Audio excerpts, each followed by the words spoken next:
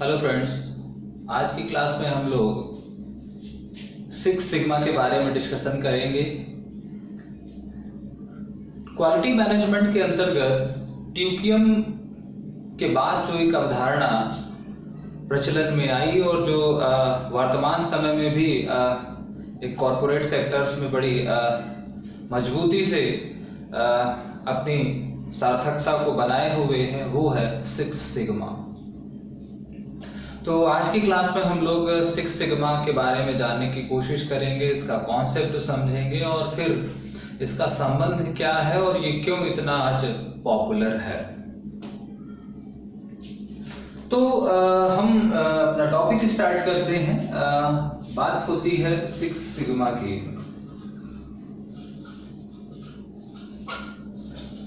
Six sigma या इसी को हम लोग ऐसे कहते हैं और फिर इसी को एक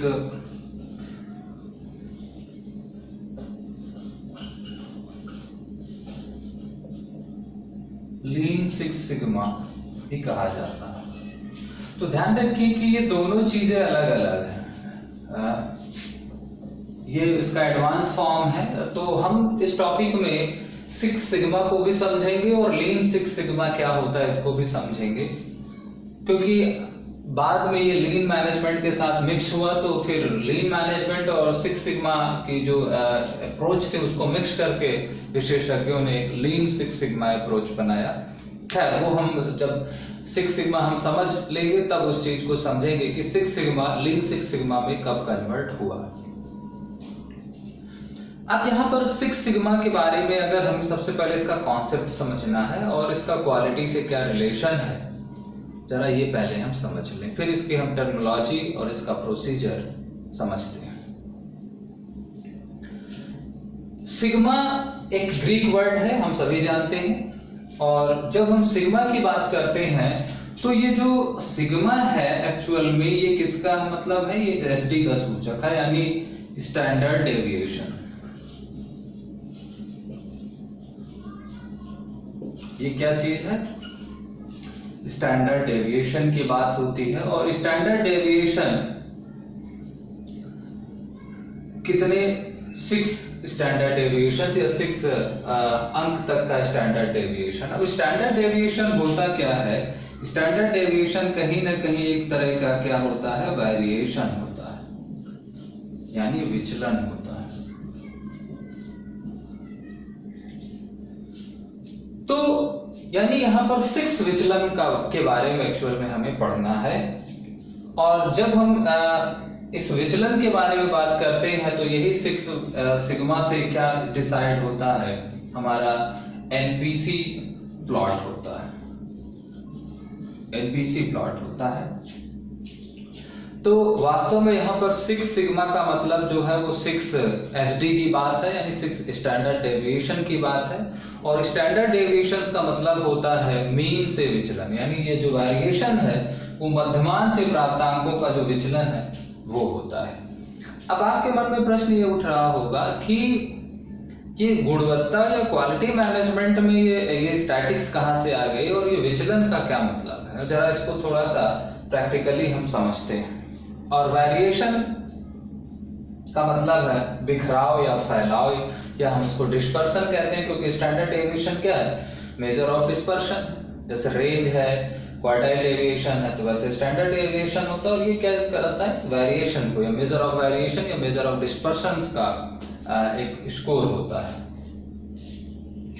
अब क्वालिटी में हम बात करते हैं, जरा इसका क्या मतलब है।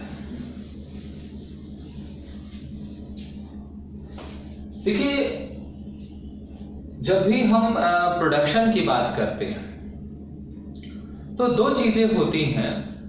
एक होता है एरर, जिसे हमें कंट्रोल करना होता है या एलिमिनेट करना होता है। देखिए, कभी भी जब हम मैन्युफैक्चरिंग करते हैं या कोई भी हम सर्विस प्रोवाइड करते हैं तो दो वेरिएबल बड़े इंपॉर्टेंट होते हैं उसमें। पहला वेरिएबल एरर, या जिसे हम कभी कभी डिफेक्ट्स कह देते हैं, और दूसरी चीज यानी इस एक को हम क्या कहते हैं, एरर, और एक है वेरिएशन। एरर का मतलब होता है त्रुटि और वेरिएशंस का मतलब होता है विचलन। और ये दोनों ही चीजें क्या होती हैं, इनहेरेंट होती हैं, ध्यान रखें, inherent in every product and service. Inherent का मतलब है कि ये निश्चित रूप से कुछ ना कुछ मात्रा में होंगे, क्योंकि नंबर ऑफ ऑपरेशंस, क्योंकि जब भी हम ये आते क्यों हैं, क्योंकि जब भी हम मैन्युफैक्चरिंग या सर्विस प्रोवाइडेशंस करते हैं तो उसमें क्या होते हैं,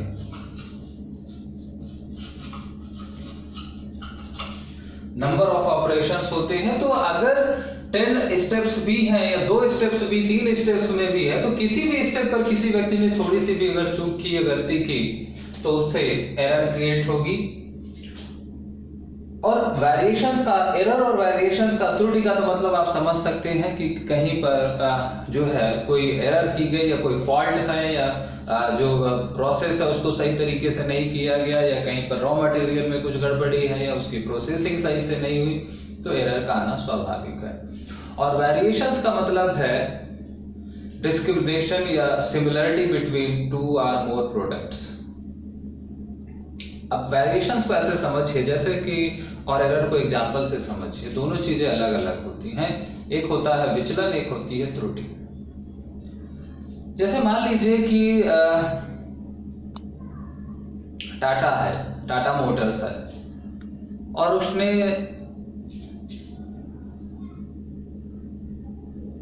वन मिलियन कार मैन्युफैक्चर करी, यानी 10 लाख उसने कारों का उत्पादन किया।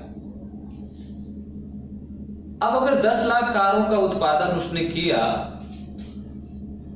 तो क्या किसी कार में कोई गड़बड़ी है, कोई तकनीकी खामी है, कोई उसका पुर्जा या कोई उसका पार्ट तो जो है वो घटिया नहीं लग गया या इनकम्प्लीट तो नहीं? तो वो एरर कहलाएगी अगर उनकी मैन्युफैक्चरिंग में कोई अंतर, कोई त्रुटि रह गई या कोई कमी रह गई, कोई लैकनेस है, कोई डिफिशिएंसी है। अब वेरिएशंस का मतलब है कि क्या वो जो 1 मिलियन या 1 मिलियन कार मैन्युफैक्चर की है, क्या वो 1 मिलियन कार्स 100% सेम है? क्या उन 1 मिलियन कार्स की जो लंबाई है, उनकी जो चौड़ाई है, उनका जो वेट है, वो 1 इंच या 1 मिलीग्राम तक इक्वल है? ऐसा तो नहीं है कि कुछ कार्स ऐसी हैं जो 1 किलोग्राम ज्यादा वजन है, कुछ कार्स ऐसी हैं जो 2 किलोग्राम कम है। तो क्या उनका वेट, यानी वेरिएशंस का मतलब आप समझते हैं ना कि मतलब होमोजेनिटी कितनी है, और होमोजेनिटी में जितनी कमी होगी वही हमारा मैग्नीट्यूड ऑफ वेरिएशन कहलाएगा। तो उनमें समजातीयता कितनी है, या कह लीजिए कि समजातीयता ना कह के हम विषमजातीयता कहते। वेरिएशंस का मतलब है कि उनमें विभिन्नता कितनी है, यानी वो जो products, number of products manufacture किए उनमें डिसिमिलरिटी कितनी है आपस में, एरर नहीं है। तो 2 चीजें बहुत महत्व रखती हैं किसी भी उत्पाद के संदर्भ में, एक होता है एरर और एक होता है वेरिएशन। कभी कभी एरर नहीं होती लेकिन वेरिएशन होता है, तब भी उस प्रोडक्ट की क्वालिटी में निगेटिव इफेक्ट पड़ता है। इसको एक उदाहरण से आप समझ लें, जैसे कि मान लीजिए 2 व्यक्ति हैं, वो लोगों ने 2 कार खरीदी, और उन दोनों लोगों का जो घर है या जो उनका गेट है, मान लीजिए यहां पर दोनों लोगों का ये घर है और उनका ये गेट है, गेट इक्वल है। अब दोनों लोग कार लेकर के आए और इनका दरवाजा ऐसा है कि कार एकदम सट करके निकलनी है, मतलब बहुत ज्यादा विड्थ नहीं है। अब इन्होंने जब अपनी कार अंदर की तो इनकी कार तो अंदर हो गई, लेकिन जब ये अंदर कार ले गए तो इनकी कार यहाँ पर टकराने लगी, अंदर गई नहीं। तो इसका मतलब है कि यहाँ पर कार सही है, लेकिन यहाँ पर कार का जो साइज है वो थोड़ा सा ज्यादा हो गया, मतलब वेरिएशन आ गया। तो अब कहेंगे हम लोगों के दरवाजे भी सेम थे, हम लोगों की कार भी सेम थी, मॉडल भी सेम है, लेकिन तुम्हारी कार अंदर चली गई, हमारी कार अंदर नहीं गई। इसका मतलब क्या है कि आप इनकी कार में वेरिएशन है, कुछ इसमें और इसमें अंतर है, इसलिए वो कार की जा रही है। तो वेरिएशन भी बहुत महत्व रखता है गुणवत्ता के संदर्भ में। और एरर और डिफेक्ट्स में एक अंतर समझ लीजिए। अभी हम केवल इसकी बैकग्राउंड को समझने की कोशिश कर रहे हैं, ये ध्यान रखिएगा। एरर और डिफेक्ट्स, इसको हम त्रुटि बोलते हैं और इसको हम दोष बोलते हैं। इनमें अंतर है।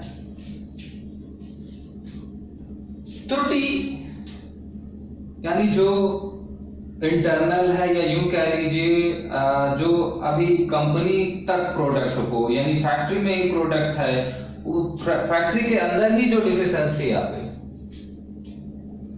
और जब यही एरर कस्टमर को पहुंच जाती है, जब यही एरर कस्टमर को डिलीवर हो जाती है, तो यही क्या बन जाती है? डिफेक्ट्स बन जाती है। तो हमें बिजनेस में क्या करना होगा? हमें बिजनेस में करना होता है एरर को डिफेक्ट्स में कन्वर्ट करने से रोकना होता है। जापानी मॉडल के बारे में आगे चर्चा होगी, तो जापानी मॉडल यही बताता है कि किसी भी ऑर्गेनाइजेशन को अपनी क्वालिटी मेंटेन करने के लिए ये कोशिश करना, यानी prevention of errors into conversion of defects पर ध्यान रखना चाहिए। उसे अपनी त्रुटियों को दोषों में रूपांतरित होने से रोकना चाहिए। हाँ, हम एरर और वेरिएशन चूंकि इनहेरेंट होते हैं, तो इनको कभी भी हम जीरो नहीं कर सकते, ये ध्यान रखें। ये इनहेरेंट है, लेकिन हाँ, इनको हम मिनिमाइज कर सकते हैं, कंट्रोल कर सकते हैं। तो इन्हें हमें मैक्सिमम लेवल तक क्या करना है? कंट्रोल करना है। एरर्स को कंट्रोल करना है ताकि हमें हमारे प्रोडक्ट में डिफेक्ट्स ना उत्पन्न होने पाए, और हमें वेरिएशंस को कंट्रोल करना होगा ताकि होमोजेनिटी मेंटेन हो जाए, ताकि जो हमारे प्रोडक्ट हैं वो सारे प्रोडक्ट एक सिमिलर तरीके के हों। तो बात समझ में आ रही है? तो वो जो स्टैंडर्ड डेविएशन या 6 सिग्मा हमने इस्तेमाल किया, वो 6 सिग्मा का जो, यानी जो सिग्मा होता है वो वेरिएशन का सूचक होता है, और यहां पर हमें क्या करना है? वेरिएशन को मिनिमाइज करना है, एरर को डिफेक्ट्स में कन्वर्ट होने से मिनिमाइज करना है। बात समझ में आ रही है? अब इसको जरा हम थोड़ा सा और डायग्राम फॉर्म में देखें।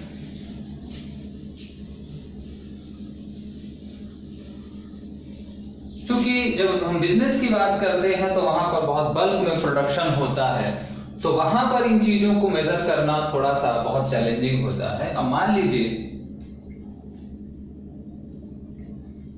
कि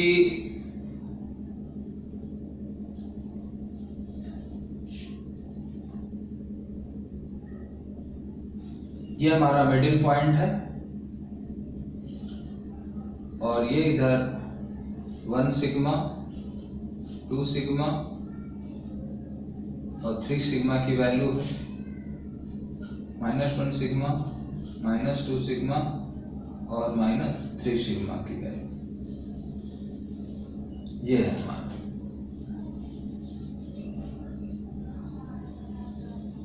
ये है एनपीसी हमारा।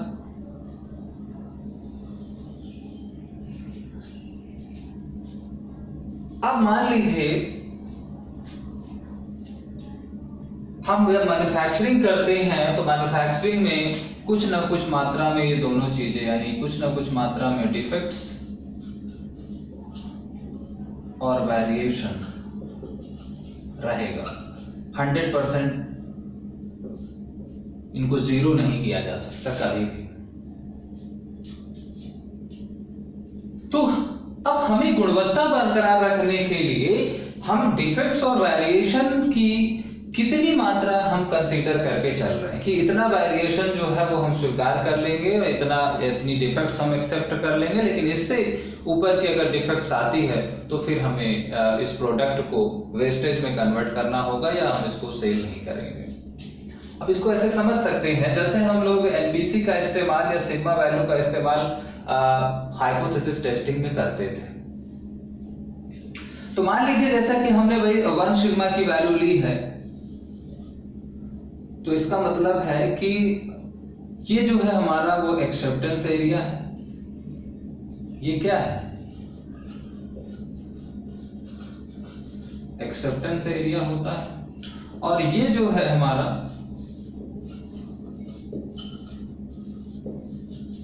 रिजेक्शन एरिया होता है। तो मान लीजिए कोई कंपनी है, वो कह रहे हैं कि हम 1 सिग्मा तक का जो है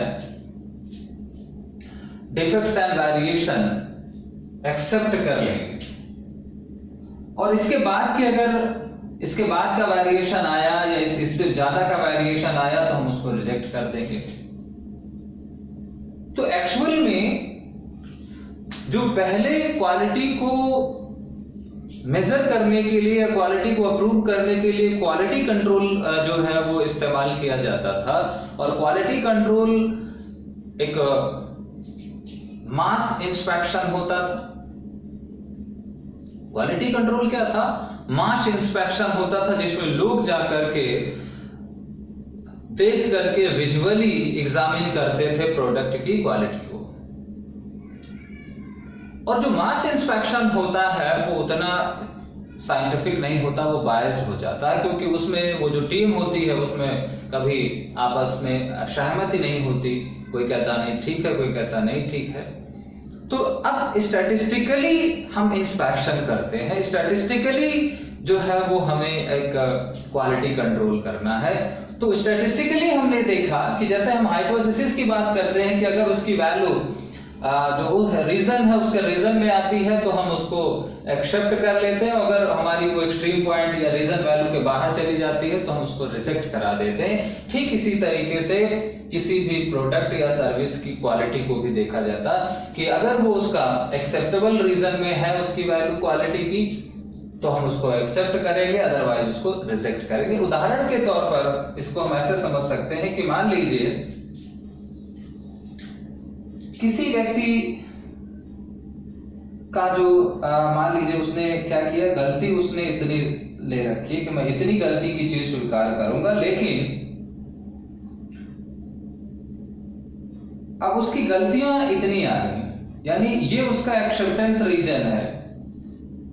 तो वो जो इधर का या यूं कह लीजिए कि ये एरिया जो है ये एक्सेप्टेंस है और ये रिजेक्शन है। तो उसकी ये जो मैन्युफैक्चरिंग है ये क्या है, जो इतना एरिया है ये वाला एरिया ये तो क्वालिटेटिव है, और ये जो है ये अनक्वालिटेटिव हो गया उस निर्धारित पैरामीटर पर। अगर उसने मान लीजिए यहां पर 1 का ले रखा है और मान लीजिए 2 का उसने ले रखा तो फिर पूरा का पूरा सामान आ जाएगा उसका। बात समझ में आ रही है? तो 6 सिग्मा एक्चुअल में है क्या? अब तक जो हमने पढ़ा उसको अगर हम थोड़ा सा कंसाइज करने की कोशिश करें तो 6 सिग्मा क्वालिटी को मेजर करने का एक स्टैटिस्टिकल पैरामीटर है या एक स्टैटिस्टिकल टेक्निक है, या यूं हम कहें कि ट्यूकियम को मेजर करने का, क्योंकि ट्यूकियम के बाद ये डेवलप होती है, तो यूं हम कह सकते हैं कि ये is a new method of measurement of ट्यूकियम, और जिसमें ये हेल्प लेता है सिग्मा वैल्यू का। और उसमें से कितने सिग्मा? 6 सिग्मा तक के वैल्यू को कंसीडर करता है। तो अब तक जो हम लोगों ने चर्चा की है उससे क्या समझ में या अब तक क्या निकल करके आया है, जरा हम उसको समझ लें पहले।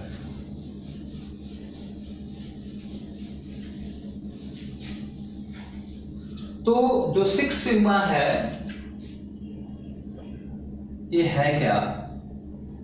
पहली चीज तो इसके कुछ डेवलपमेंट के बारे में बात करें। ये पहली चीज है develop by Motorola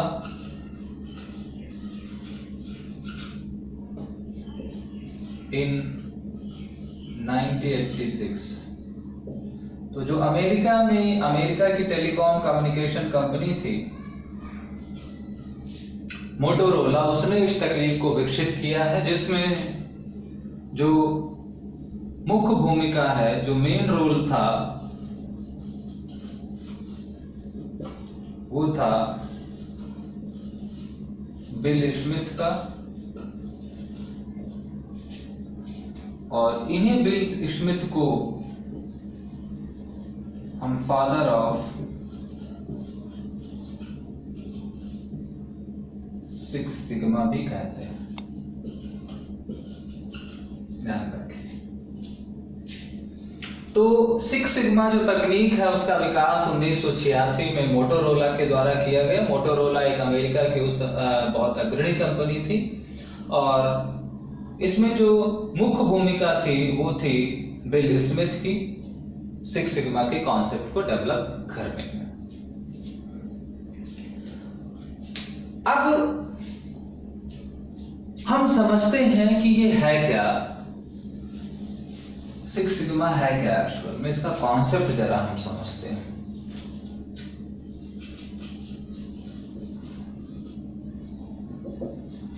six sigma को सामान्यतः हमसे पूछा जाए तो हम कहेंगे कि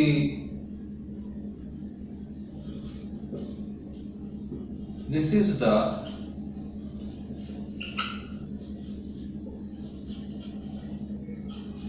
न्यू मेथड ऑफ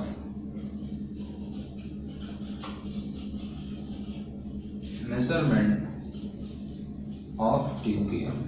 ये कह सकते हैं कि जो टोटल क्वालिटी मेजरमेंट है वो उसका एक नया तरीका है।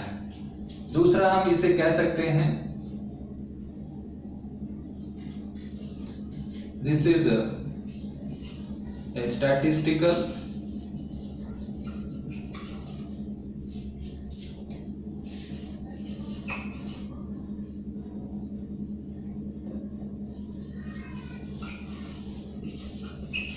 techniques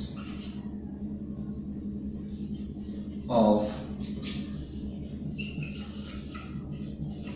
quality measurement।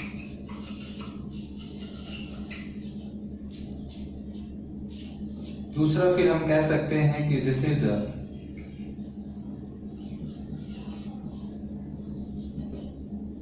a set of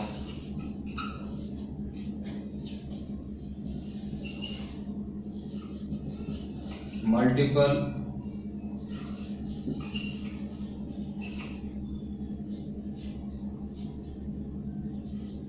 statistical tools and techniques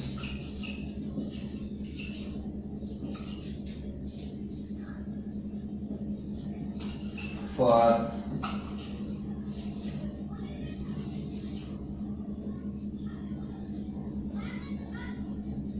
process improvement।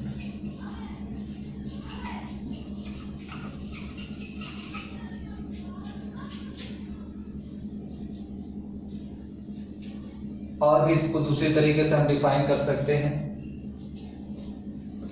This is a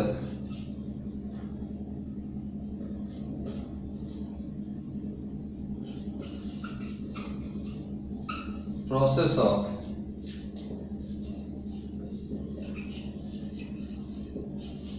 controlling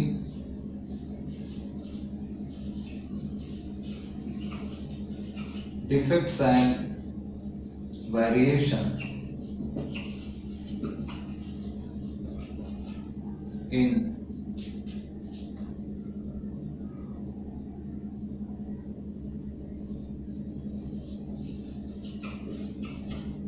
process or production, ये भी कह सकते हैं। दूसरा और भी हम यहाँ पर एक अर्थ निकाल सकते हैं, यहाँ पर जो सबसे महत्वपूर्ण है, this is a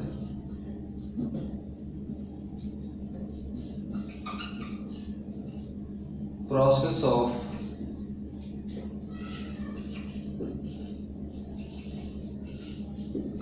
maintaining 99.999396% accuracy and control 3.4 defects per million in a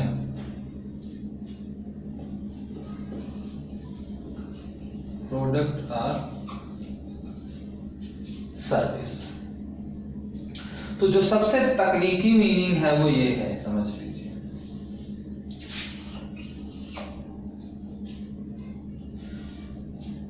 हमने कहा कि हम 100% एक्यूरेसी मेंटेन नहीं कर सकते और ना ही हम 100% एरर को कंट्रोल कर सकते हैं, लेकिन 100 के अप्रॉक्सीमेटली तक हम काम कर सकते हैं।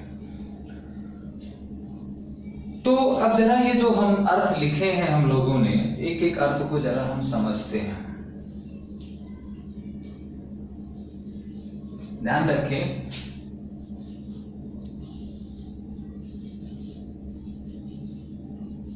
ये नंबर ऑफ स्टेटमेंट हमने केवल इसलिए लिए हैं ताकि आप इसके कॉन्सेप्ट को समझ सकें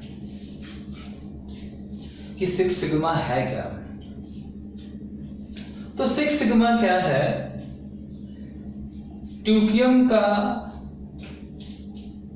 स्टैटिस्टिकल मेजरमेंट किया जाता है कि यानी हम टोटल क्वालिटी को, किसी भी प्रोडक्ट की जो क्वालिटी है, हम उसको न्यूमेरिकल फॉर्म में मेजर कर पाए। ऐसा नहीं था कि ट्यूकियम के अंतर्गत या ट्यूकियम तक क्वालिटी को मेजर करने का एक न्यूमेरिकल पैरामीटर या कोई सिस्टम डेवलप नहीं हुआ था। सिक्स सिग्मा के पहले जो क्वालिटी होती थी उसको मेजर करने का जो तरीका था वो अलग था।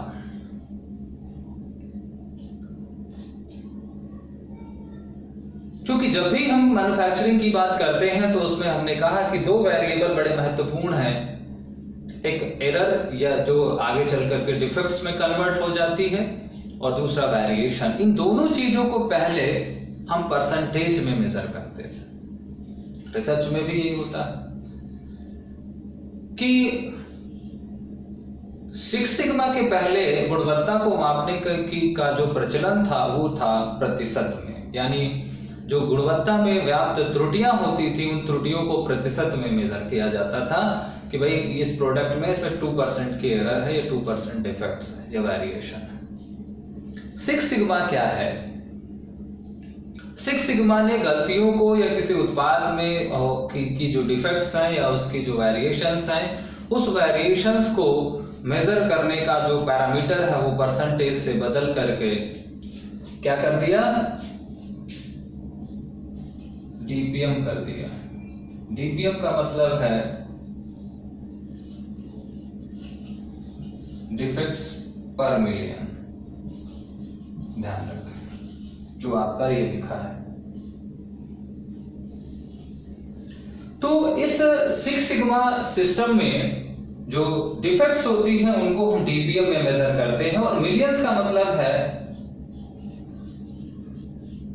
10 लाख। तो 10 लाख के सापेक्ष, वो 10 लाख के सापेक्ष में ही क्यों? प्रश्न यहां पर यह भी बनता है क्योंकि जब हम स्टैंडर्ड डेविएशन की बात करते हैं और स्टैंडर्ड डेविएशन में एनपीसी प्लॉट की बात करते हैं, जो एनपीसी कर्व बनाया गया था वो 10 लाख के सैंपल पर ही बना था। तो यहां पर मिलियन ही लिया गया। मिलियन इसलिए लिया गया क्योंकि जब हम सिक्स सिग्मा के अंतर्गत क्वालिटी का मेजरमेंट करते हैं तो उस क्वालिटी के मेजरमेंट के लिए हम सिग्मा रेटिंग इस्तेमाल करते हैं, और जो सिग्मा रेटिंग है वो एनपीसी कर्व पर होती है, और एनपीसी कर्व का जो निर्माण हुआ था वो मिलियन ऑफ सैंपल पर हुआ था या 10 लाख के सैंपल पर बनाया गया था। तो इसलिए हम सिक्स सिग्मा के अंतर्गत डिफेक्ट्स को परसेंटेज में मेजर नहीं करते हैं बल्कि मेजर करते हैं डीपीएम में। इसका फुल फॉर्म ध्यान रखिएगा। तो ये क्या है? क्वालिटी को मेजर करने का एक नया मेथड है, एक स्टैटिस्टिकल टेक्निक्स है। स्टैटिस्टिकल टेक्निक्स क्यों कहेंगे? क्योंकि इसमें बहुत सारी हम सांख्यिकीय विधियों का इस्तेमाल करते हैं, जैसे अभी आप स्टैंडर्ड डेविएशंस की बात कर ही रहे हैं। फिर is a set of multiple statistical tools and techniques. तो इसमें क्या है? Multiple statistical tools and techniques. अब वो कौन कौन सी हैं उनकी आगे हम चर्चा करेंगे जब इसके हम टूल्स एंड टेक्निक्स पर आएंगे फॉर प्रोसेस इंप्रूवमेंट। तो इसका जो फोकस पॉइंट है वो क्या है? प्रोसेस इंप्रूवमेंट है, क्योंकि प्रोसेस हम कहते हैं कि precaution is better than cure, यही इसकी आइडियोलॉजी है, यही इसकी फिलॉसफी है। अब उसकी फिलॉसफी पर भी बात करेंगे। तो इसका जो सेंटर ऑफ पॉइंट है वो सर्विस या प्रोडक्ट नहीं है बल्कि क्या है? Process improvement. This is the process of controlling defects and variation in a process of production. बात समझ में आ रही है? और सबसे महत्वपूर्ण कि this is the process of maintaining 99.99966% accuracy and control 3.4 defects per million in a product और सर्विस।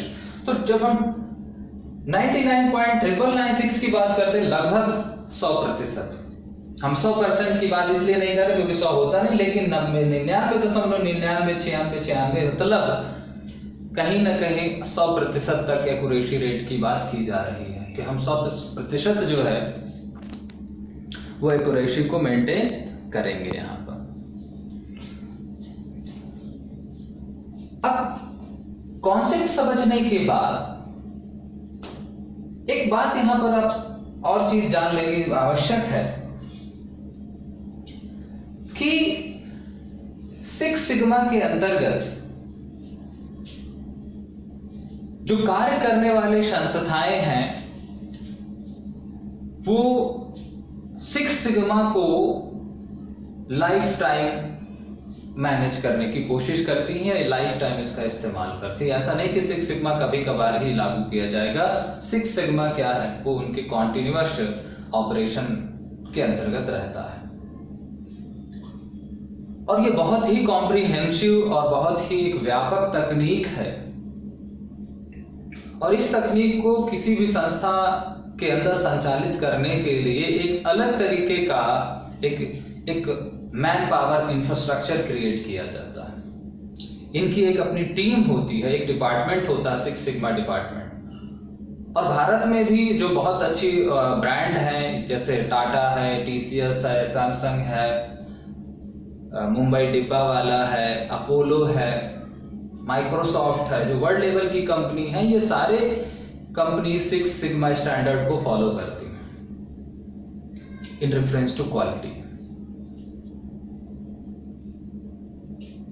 अब ये जो सिक्स सिग्मा स्टैंडर्ड है उसमें जो अब तक हम लोगों ने चर्चा की है, अगर उस चर्चा को हम थोड़ा सा एक्युमुलेट करने की कोशिश करें तो उससे क्या अब तक निष्कर्ष निकल करके आता है?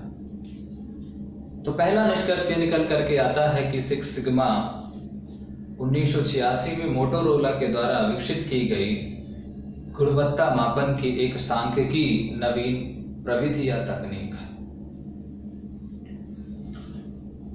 जो प्रोसेस इंप्रूवमेंट पर बात करती है। इसका जो सेंटर ऑफ पॉइंट है वो प्रोडक्ट या फाइनल प्रोडक्ट पर ध्यान ना दे करके या आउटपुट्स पर ध्यान ना दे करके, आउटपुट वेरिएबल्स पर ध्यान ना दे करके इनपुट्स वेरिएबल पर ये ज्यादा फोकस करती है, अर्थात ये प्रोसेस इंप्रूवमेंट की बात करती है।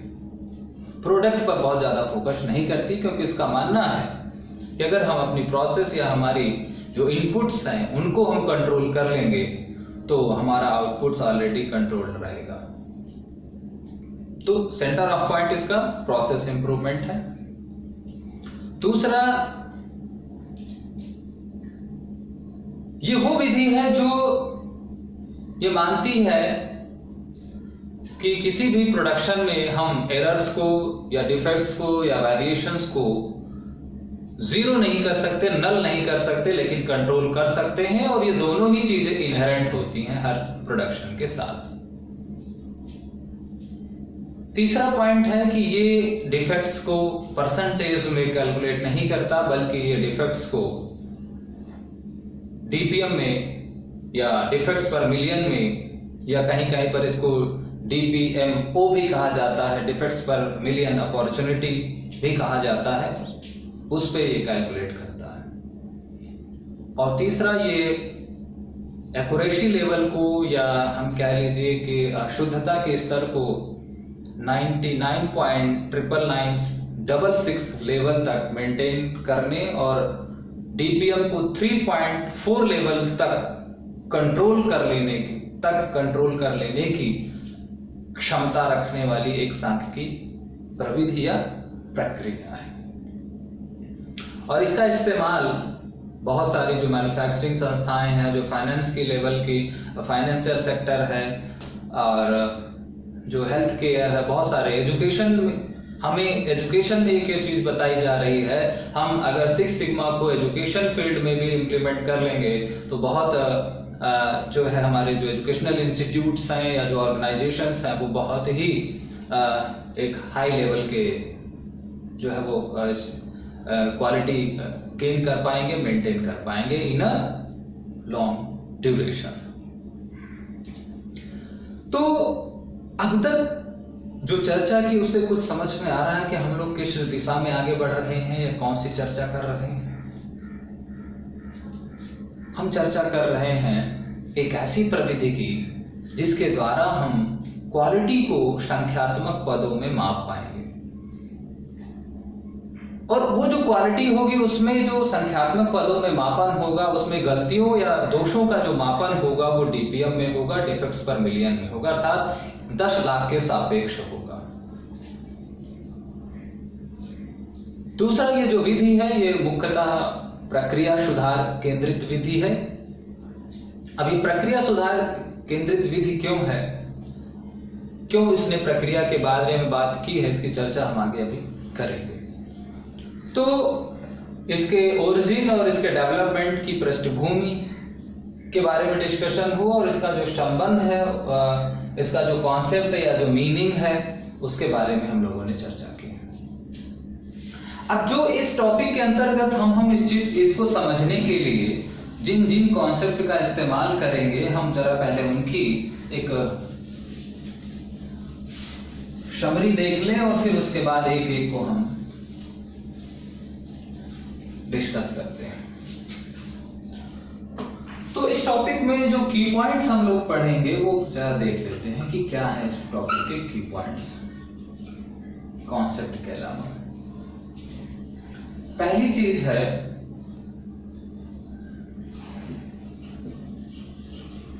Focus on process improvement.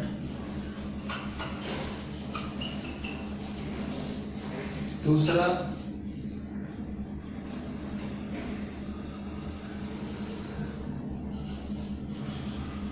Sigma matrix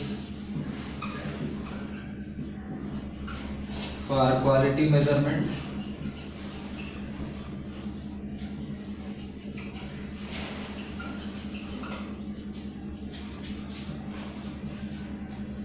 तीसरी चीज जो हमें यहां पर पढ़नी है वो पढ़ना है इंफ्रास्ट्रक्चर,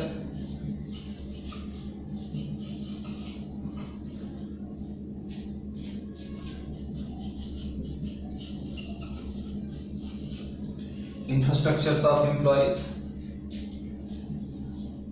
चौथी चीज जो पढ़नी है वो है टूल्स एंड टेक्निक्स। और पांचवी चीज हमें पढ़नी है मेथोडोलॉजी। हम पूरे इस टॉपिक को ध्यान रखें कि ये बहुत बड़ा टॉपिक है और हम इस टॉपिक्स को इन 5 बिंदुओं में कंसाइज करके समझने की कोशिश करेंगे। तो focus on process improvement, sigma matrix, infrastructure of employees यानी जो संरचना है कर्मचारियों की, tools and techniques and methodology, ये पूरे 6 सिग्मा के बारे में एक ओवरव्यू होगा यहाँ पर। तो हम जरा एक एक को समझने की कोशिश करते हैं यहाँ पर। तो फोकस ऑन इंप्रूवमेंट,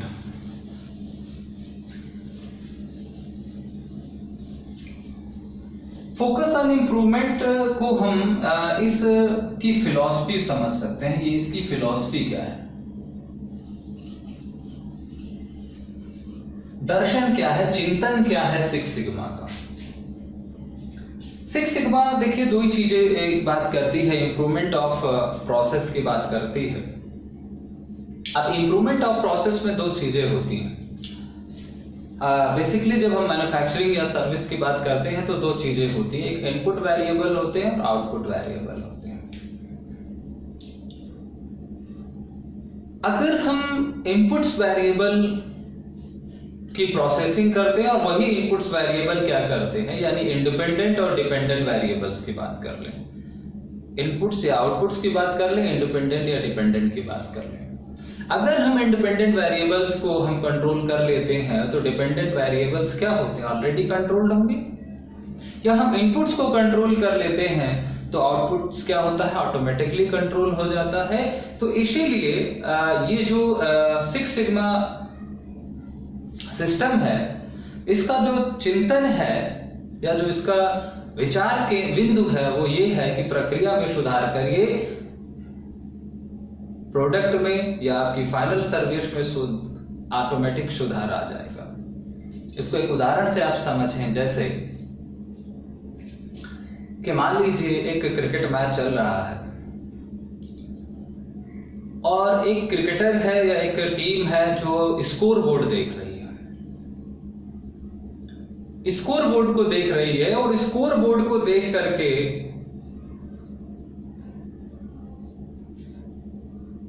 खेलने की कोशिश कर रही है, तो क्या वो मैच जीत सकती है या बेहतर परफॉर्मेंस कर पाती है?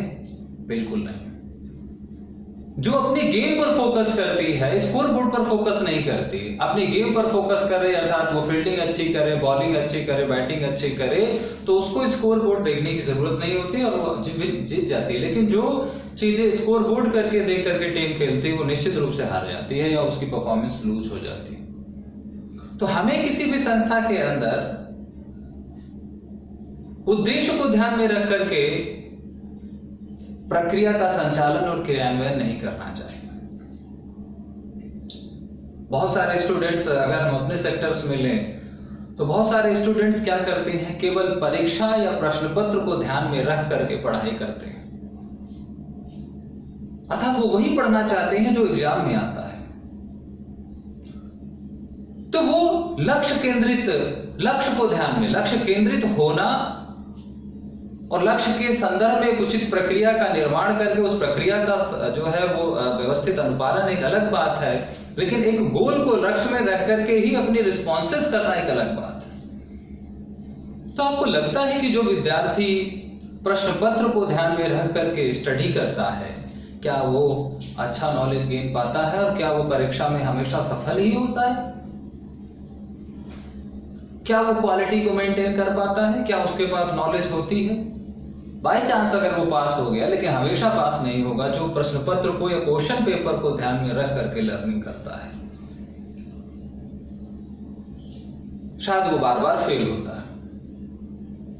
बहुत सारे स्टूडेंट्स जब पढ़ते हैं तो हमसे कहते हैं सर बहुत डीप से पढ़ा रहे हैं, बहुत स्लो पढ़ रहे हैं सर, ये जल्दी जल्दी पढ़ा दीजिए। वो इसलिए कहते हैं क्योंकि उनके दिमाग में कहीं ना कहीं प्रश्न पत्र पहले सेट रहा होता है और वो प्रश्न पत्र को ध्यान में रख करके जो चीजें प्रश्न पत्र में आती हैं वही वो पढ़ना चाहते हैं, लेकिन वहां पर गुणवत्ता फिर जो है वो स्टैब्लिश नहीं हो पाती है। लेकिन जो विद्यार्थी केवल नॉलेज गेन करता है, चीजों को समझने की कोशिश करता है, नॉलेज लेने की कोशिश करता है, वो प्रश्न पत्र को ध्यान में रख करके चीजें नहीं सीख रहा है, वो नॉलेज सीख रहा है, वो लर्निंग कर रहा है, वो एक्सीलेंस ले रहा है, तो उसका रिजल्ट भी बहुत अच्छा आता है। तो बेसिक आइडियोलॉजी जो है वो यही है कि हमें प्रश्न पत्र को ध्यान में रख करके स्टडी नहीं करनी चाहिए, हमें लर्निंग करनी चाहिए, हमें स्टडी नॉलेज गेन करने के लिए करना चाहिए, परीक्षा के लिए नहीं। तो बेसिकली यही चीज यहां पर भी इसका कहना है कि हमें कंट्रोल, क्योंकि जो क्वालिटी कंट्रोल था वो प्रोडक्ट कंट्रोल की बात करता था। जब हम लोगों ने क्वालिटी कंट्रोल के बारे में बात की थी, क्यूसी के बारे में, तो वहां पर वो प्रोडक्ट या सर्विस कंट्रोल की बात करता था, प्रोसेस कंट्रोल की बात ही नहीं करता था। तो सिग्मा या सिक्स सिग्मा जो सिस्टम है, या जो ये एक व्यवस्था है, ये व्यवस्था प्रक्रिया को सुधारने की बात करती है। तो इसका जो बेसिकली इसका जो फंक्शन है, इसका जो मेनली इक्वेशन है वो ये है कि y is equal to function of x।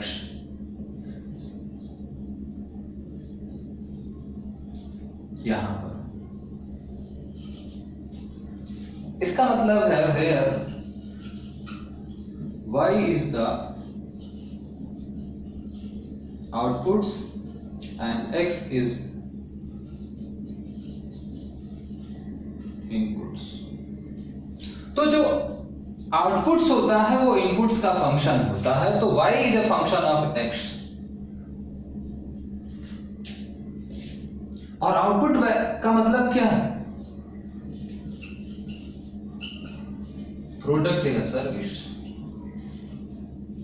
और इनपुट्स का मतलब है बहुत सारी चीजें हो सकती हैं। तो बेसिकली सिक्स सिग्मा का जो फोकस पॉइंट है वो प्रोसेस इंप्रूवमेंट है। प्रोसेस इंप्रूवमेंट का मतलब ये एक्स को सुधार करना चाहता हूं, जब आप एक्स अच्छा कर लेंगे तो वाई अपने आप अच्छा हो जाएगा। और बेसिकली जब यहाँ पर इंप्रूवमेंट्स की बात की जाती है तो यहाँ पर इंप्रूवमेंट्स बहुत सारे चीजें के बारे में की जाती है। जैसे हम यहाँ पर reduce the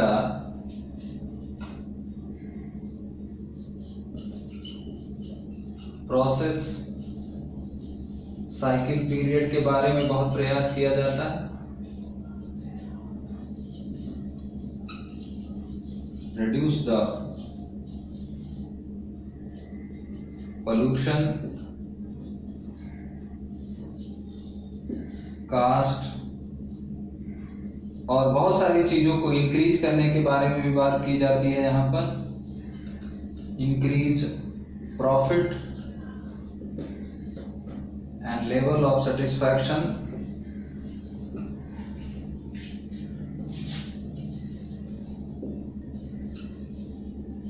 level of satisfaction of customer. तो ये सारी चीजें यहाँ पर मेनली रूप से लागू होती हैं। लेकिन बेसिकली जब हम फोकस ऑन प्रोसेस इंप्रूवमेंट की बात कर रहे हैं तो हम यहाँ पर y इक्वल टू fx के बारे में बात कर रहे हैं। इसका मतलब है कि if we control the x, अर्थात if we control the inputs variable then outputs variable is automatically controlled. यदि हम x को नियंत्रित कर लेंगे तो y स्वतः ही ऑटोमेटिक ही नियंत्रित हो जाएगा। क्लियर? अब इसके बाद हम आते हैं इसके दूसरे पॉइंट पर, सिग्मा मैट्रिक्स के बारे में बात करते हैं।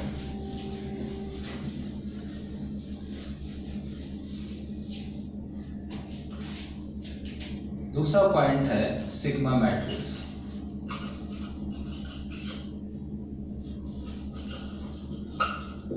सिग्मा मैट्रिक्स से ही ये क्या होता है, मेजरमेंट होता है यहाँ पर। अब सिग्मा मैट्रिक्स क्या है, इन्होंने एनपीसी की मदद ली, तो एनपीसी हमने भी ड्रॉ कर लिया। अब जब एनपीसी की हम बात करते हैं तो एनपीसी ज्यादातर हम लोगों ने कहां तक देखा, +-3 सिग्मा तक देखा। लेकिन ये जो टर्मिनोलॉजी है ये सिग्मा की 6 वैल्यू तक या 6 नंबर तक, वैसे सिग्मा की तो वैल्यू कई सारी हो सकती है, 8, 9, 10 भी हो सकती हैं, क्योंकि ये जो हमारा एनपीसी होता है वो असिम्प्टोटिक होता है, अस्पर्शी होता है, अर्थात ये जो हमारी कर्व लाइन है ये कभी हॉरिजॉन्टल या एक्सिस को स्पर्श ही नहीं करती, तो हमारी सिग्मा की वैल्यू कितनी भी हो सकती है। तो ये हमारा सेंटर पॉइंट है 1 2 3 4 5 6 -1 -2 -3 -4 -5 एंड -6।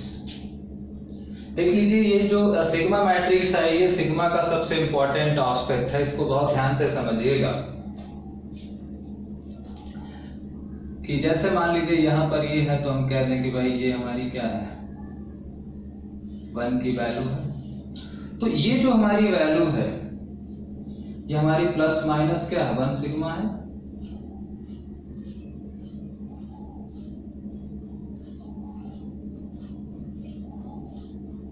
और ये जो 1 सिग्मा है ये कितने परसेंट एरिया को कवर करता है, ये कवर करता है 68.26% को। फिर हमारे पास क्या है, ये हमारा प्लस माइनस 2 सिग्मा वैल्यू है। 2 सिग्मा कितने एरिया को कवर करता है 95.44% को कवर करता है। फिर ये क्या है हमारा प्लस माइनस 3 सिग्मा है और ये कितना करता है 90.7% को क्लिक करता है, कवर करता है एरिया। फिर ये यहां पर प्लस माइनस 4 सिग्मा है और ये कवर करता है 90.9790%। फिर ये है हमारा प्लस माइनस 5 सिग्मा और ये कवर करता है 90.99767%। और ये हमारा है प्लस माइनस 6 सिग्मा और ये वैल्यू कवर करता है 90.99966%। ये एरिया कवर करता है, यानी यहां तक हम लोगों ने चर्चा कर ली है। बात समझ में आ रही? तो अब ये जो सिग्मा की वैल्यू है ये वैल्यू स्टैटिस्टिकली कैलकुलेट की जाती है, लेकिन अब इस वैल्यू का हमारे क्वालिटी मेजरमेंट में कैसे इस्तेमाल किया जाता है जरा हम ये समझते हैं। इसका मतलब ये बताता है कि अगर हम, चूंकि ये जो ग्राफ है ये किस पर है, ये 1 मिलियंस पर बना है, या 1 मिलियन कह लीजिए, या इसी को हम लोग 10 लाख पर। तो 1 प्लस माइनस 1 सिग्मा का मतलब ये है कि अगर 10 लाख है और इनकी जो हम फ्रीक्वेंसी प्लॉट करेंगे तो उसमें 96.26% केसेस जो है वो इतने ही दायरे में आएंगे, यानी इसमें 10 लाख का 68% जो स्कोर है वो इसके दायरे में आ जाएगा। फिर अगर हम इसको 1 तक लेके 2 तक लेके जाएंगे तो कहेंगे कि भाई 95.94% जो केसेस हैं वो यहां तक आ जाएंगे। तो एक्चुअल में ये जो 10 लाख या 1 मिलियंस है ये इसका डिस्ट्रीब्यूशन बता रहा है, इसका डिस्पर्सन बता रहा, फैलाव बता रहा कि किस एरिया तक में कितनी परसेंट जो फ्रीक्वेंसी है या कितने परसेंट जो डेटा है वो कंसीडर हो जाएगा। बात समझ में आ रही है यहां पर? तो ये जो 1 सिग्मा से लेकर के यहाँ पर हम लोगों ने, हमको 3 सिग्मा तक चीजें पता थी या 99.73 था इसमें, और जरूरी नहीं कि यहाँ पर 6 है, यहाँ पर 7 भी किया जा सकता है, यहाँ पर 8 भी हो सकता है, कितना भी, लेकिन 6 सिग्मा तक अगर हम 1 मिलियन का सैंपल लेकर के और एक्यूरेसी को कैलकुलेट करेंगे तो लगभग 6 सिग्मा तक हमारे 100% जो केसेस हैं वो कंसीडर हो जाएंगे। हाँ, अगर इसको हम बढ़ा दें तो फिर 7, 8, 9, 10 सिग्मा भी हम कैलकुलेट कर सकते हैं। 1 मिलियन की जगह 10 मिलियन पर अगर हम ग्राफ प्लॉट करेंगे तो फिर हमारी जो 100% एक्यूरेसी है वो हो सकता है 8, 9, 10 सिग्मा तक हमको मिले। तो अभी ये सिग्मा मैट्रिक्स नहीं है, ये एक सिग्मा ग्राफ है। क्लियर? अब जरा इस सिग्मा मैट्रिक्स का जो हमने एक मीनिंग लिखा था कि 6 sigma is the process to maintain the accuracy 99.99966 level, तो यानी हमें यही 6 लेवल तक या 6 सिग्मा तक हमें अपनी क्वालिटी को मेंटेन करना होता है। तो अब जरा इसी का मैट्रिक्स देख ले हम।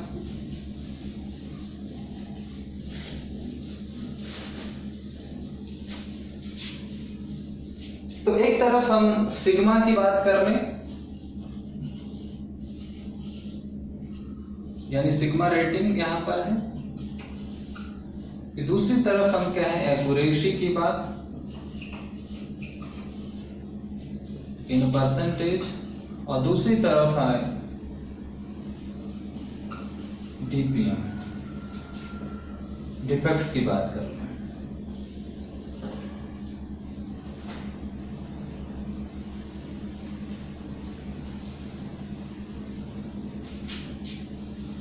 तो ये जो सिग्मा मैट्रिक्स है, ध्यान रखें कि ये 1 मिलियन पर है, इस बात का आपको ध्यान में रखना है। 1 मिलियन या इसी को हम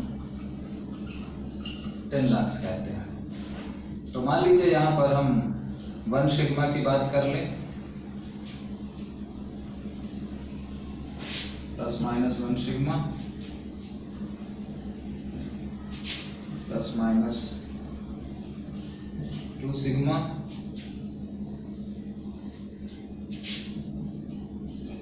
plus minus 3 sigma 4 sigma plus minus 5 sigma and plus minus 6 sigma. यहां तक की चर्चा हमें करनी है। तो यहां पर क्या था, यहां पर एक्यूरेसी कितनी थी, 68.26% थी। यहां पर थी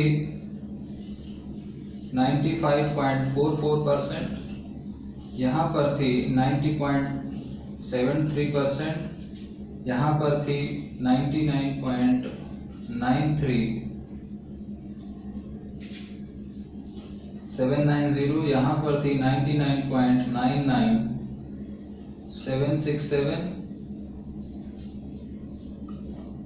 और यहां पर है 99966%।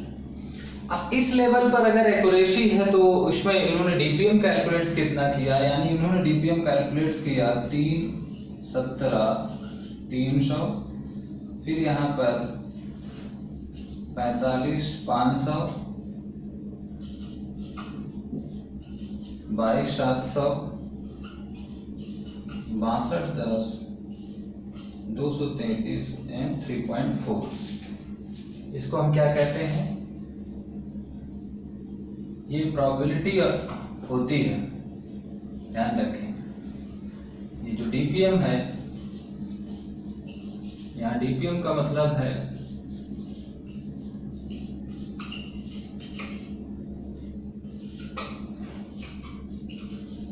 Probability of defects per million. तो मान लीजिए कि कोई कंपनी है, कोई भी कंपनी है और वो 2 सिग्मा का मानक लेकर के चल रही है, अर्थात उसने 6 सिग्मा व्यवस्था के अंतर्गत जो व्यवस्था अपनाई है वो 2 सिग्मा की रेटिंग उसके पास है। अब 2 सिग्मा की रेटिंग है, इसका मतलब है कि उसके प्रोडक्शन में, उसके सर्विसेज में 95.44% की एक्यूरेसी है। इसका मतलब है कि अगर वो 10 लाख यूनिट्स मैन्युफैक्चर करती है तो उस 10 लाख यूनिट्स में से 45,500 जो यूनिट हैं वो डिफेक्टेड्स होंगी, यानी वो बेकार होंगी, उनमें कुछ ना कुछ त्रुटि होगी। इसका मतलब बहुत सारा वेस्टेज जा रहा है, इसका मतलब उसको अभी बहुत सुधार की जरूरत है। फिर एक कंपनी है जो प्लस माइनस 3 सिग्मा या 3 सिग्मा, यहाँ प्लस माइनस बोलने की जरूरत नहीं है, अभी प्लस माइनस का मतलब क्या है आगे हम समझेंगे, तो आप इसको ऐसे भी यहाँ पर ऐसे भी लिख सकते हैं। एक कंपनी है वो जो 3 सिग्मा की वैल्यू फाइंड कर रही है, इसका मतलब है कि वो 99.73% की एक्यूरेसी मेंटेन किए हुए है। इसका मतलब 10 लाख अगर वो किसी भी चीज का निर्माण कर रही है तो उसमें 22,700 जो पीसेस होंगे वो डिफेक्टिव निकल जाएंगे। इसका मतलब उसका भी अभी बहुत वेस्टेज जा रहा है। लेकिन एक कंपनी है जो 6 सिग्मा को स्टैंडर्ड को फॉलो कर रही है, इसका मतलब उसका है उसके 10 लाख में से केवल 3.4, मतलब इसको हम क्या कह सकते हैं, अप्रोक्सीमेटली 4 पीसेस ही जो है वो डिफेक्टिव निकलेंगे या उनमें वेरिएशन होगा। तो डिफेक्ट्स एंड वेरिएशंस का जो लेवल है वो 3.4। तो वो जो मीनिंग था कि 6 sigma is the process to maintain 99.996 in accuracy and control the 3.4 DPM यानी डिफेक्ट्स पर मिलियन। तो बात समझ में आ रही है। अब इसको एक उदाहरण से आप ऐसे समझे कि जैसे मान लीजिए हम सर्विस सेक्टर्स की बात कर ले, मान लीजिए एयरटेल है। एयरटेल मान लीजिए कि 4 सिग्मा स्टैंडर्ड को फॉलो करती है या 5 सिग्मा स्टैंडर्ड को फॉलो करती है, 5 सिग्मा का स्टैंडर्ड फॉलो करती है, तो इसका मतलब है कि वो 99.99767 का एक्यूरेसी है, अर्थात उसका जो डीपीएम आएगा वो 233 आएगा। मतलब है कि अगर एयरटेल से 10 लाख कॉल की जाती हैं तो उनमें से 233 कॉल ही में कुछ खामी या कुछ गड़बड़ी आती है, बाकी जो 10 लाख में से 233 को हटा देंगे तो बाकी जो कॉल है वो पूरी तरह से सेटिस्फैक्टरी लेवल पर थी, उनमें किसी तरह की कोई गड़बड़ी नहीं आई। या हम कहते हैं कि मान लीजिए कोई महिंद्रा है और उसने 10 लाख कारों का उत्पादन किया और वो 6 सिग्मा स्टैंडर्ड को फॉलो करती है, तो उसकी 10 लाख कार्स में से 4 कार ही ऐसी होंगी जिनको उसको सुधारने की या जिसमें कस्टमर को किसी तरह की कोई शिकायत होगी और जिसे कंपनी को बाई बैक करना होगा। इसीलिए आपने देखा होगा कि जो बहुत हाई फाई कंपनी होती है, जो बहुत हाई लेवल के सिग्मा स्टैंडर्ड को फॉलो करती हैं, वो तुरंत रिप्लेसमेंट सुविधा देती हैं। आपने देखा होगा बहुत सारी जो कंपनीज होती हैं वो कहते हैं अगर खराबी हो तो आप तुरंत जो है उसके बदले वारंटी और गारंटी 2 चीज आप समझते हैं। तो जो यहाँ पर होती हैं वो वारंटी देती हैं, लेकिन जो 5 और 6 लेवल तक के स्टैंडर्ड को फॉलो करती हैं वो वारंटी देती हैं। अर्थात तो उनको पहले से ही पता है कि मेरे प्रोडक्ट में कोई खराबी आएगी नहीं, और अगर आएगी तो वो 10 लाख में से 233 पीसों में हो सकती है, किन्हीं 233 पीसों में आ सकती है, क्योंकि ये प्रोबेबिलिटी है, संभावना है। और अगर वो 6 सिग्मा स्टैंडर्ड को फॉलो कर रही है तो 10 लाख में से कोई 4 पीसेस होंगी जिनमें किसी तरह की कस्टमर को कोई शिकायत होगी। तो इसीलिए वो वारंटी दे देती है कि अगर काम खराबी है, क्योंकि वो 3 से 4 जो है उनको बदलने में कोई समस्या नहीं होगी 10 लाख के संदर्भ में। तो ये जो क्वालिटी मैट्रिक्स है या जो सिग्मा मैट्रिक्स है, ये 6 सिग्मा रेटिंग होती है, ये 6 सिग्मा की ब्रांडिंग होती है और अलग अलग कंपनी अलग अलग दिशा में काम करती हैं। एक पैरामीटर होता है कि कोई 1 से स्टार्ट किया, अब 1 सिग्मा पर कोई है तो 10 लाख में से 3,17,000 सामान तो उसका बेकार ही निकल गया। मतलब कितनी उसके पास कंप्लेन आएंगी, क्या कस्टमर सेटिस्फैक्शन होगा? उसका कस्टमर सेटिस्फैक्शन होगा जहां पर 10 लाख में से 3 लाख सामान उसका खराब निकल रहा है या उस पर कंप्लेन आ रही, या फिर क्वालिटी कहां पर होगी? क्वालिटी वहां पर मेंटेन होगी जहां पर 10 लाख में से 233 या 3.4 तक का डीपीएम आएगा, तो वहां पर लोग संतुष्ट होंगे, क्योंकि वहां पर कंपनी फिर आपको वारंटी नहीं, यहां पर गारंटी दे देगी, तो कस्टमर सेटिस्फैक्शन हाई होगा। तो ये 6 सिग्मा का एक बहुत बड़ा एक इनोवेशन था जो मोटोरोला ने उस समय किया था, और ये केवल हम उसका एक पक्ष कर रहे हैं। ये सारी चीजें कैसे कैलकुलेट होती हैं, इनके अपने सॉफ्टवेयर, अपनी मेथोडोलॉजी, बहुत व्यापक नंबर ऑफ एक्सरसाइज होती हैं, एक बहुत बड़ा मैन पावर लगता है इस पूरी चीज को, इस प्रोजेक्ट को चलाने के लिए। तो 6 सिग्मा एक प्रोजेक्ट होता है मल्टीनेशनल कंपनीज में, और अगर हम 6 सिग्मा की अवधारणा को शिक्षा में लेकर के आते हैं तो यहाँ पर भी वो क्रांतिकारी बदलाव आएगा। और आप ध्यान रखें कि वो जो इंटरनेशनल जो ब्रांड बने हैं या जिन कंपनियों में ये सिक्स सिग्मा व्यवस्था लागू है, जैसे हम कहें टीसीएस, तो टीसीएस इंडिया की बेस्ट कंसल्टेंसी सर्विस है। क्यों? क्योंकि वो सिक्स सिग्मा पैटर्न को सिक्स सिग्मा स्टैंडर्ड पर काम करती है। अगर हम कहें अमेज़न, तो अमेज़न क्या है? अमेज़न सिक्स सिग्मा स्टैंडर्ड पर काम करता है। और जब आप इसके डिस्क्रिप्शन में जाएंगे इन कंपनियों के, तो आपको पता चलेगा कि वो कंपनी किस सिग्मा स्टैंडर्ड को फॉलो कर रही हैं। तो ये था हमारा सिग्मा मैट्रिक्स। और सिग्मा सिक्स सिग्मा के अंतर्गत जब हम क्वालिटी मेजरमेंट्स की बात करते हैं, तो हर कंपनी इन 6 में से किसी न किसी एक सिग्मा को लेकर के जो है वो अपनी प्रोसेस रखती है।